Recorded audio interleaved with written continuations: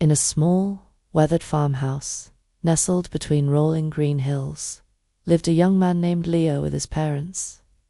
Life was a constant struggle. The sun would rise, painting the sky in hues of orange and pink, and find Leo already out in the fields, his hands calloused from tilling the soil. His parents, their faces etched with the worries of a lifetime, worked just as hard, but the farm barely yielded enough to keep them afloat. Every drop of sweat that fell from Leo's brow was a prayer for a better life, a silent promise to his family that he would pull them out of this hardship.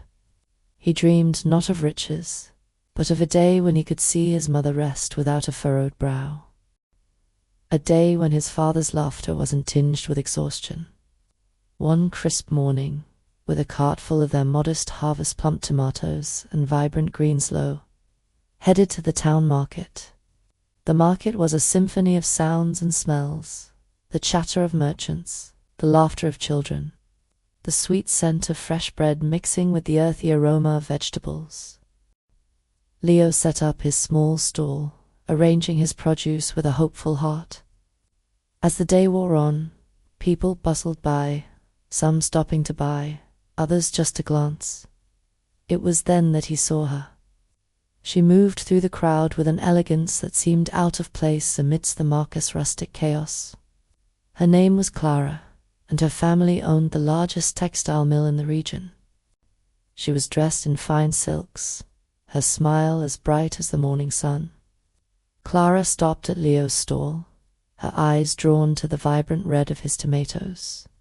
She wasn't just looking at the produce. She was looking at him, at the earnestness in his eyes and the strength in his hands. "These are beautiful," she said, her voice like music. Leo, usually shy, found himself speaking with an ease he didn't know he possessed. He told her about his farm, about the way the morning dew settled on the leaves, and the satisfaction of watching a tiny seed grow into something that could feed a family.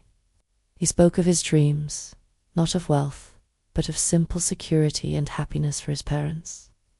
Clara was captivated.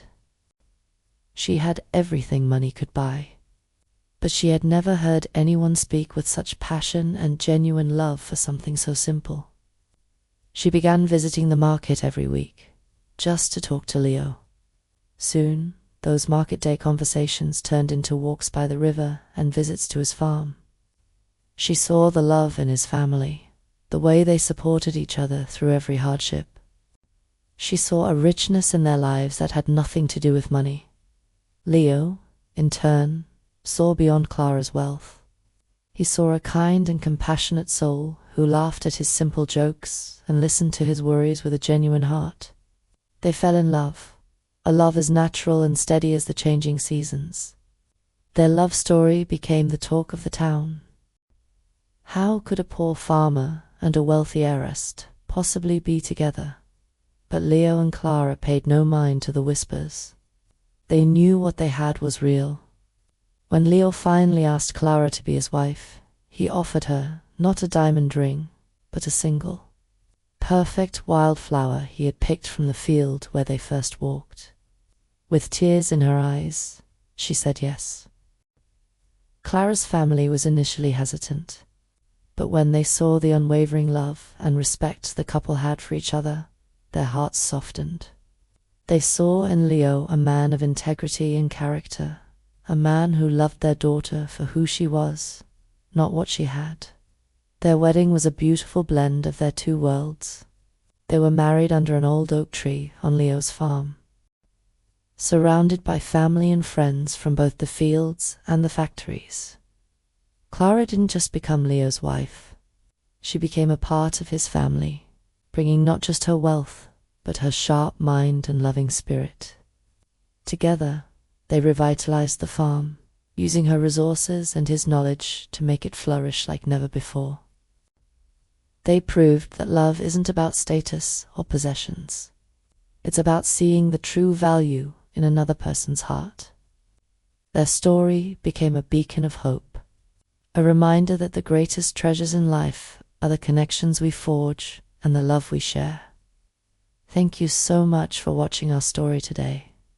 If it touched your heart, please give us a like, share it with someone you love, and don't forget to subscribe for more inspiring tales.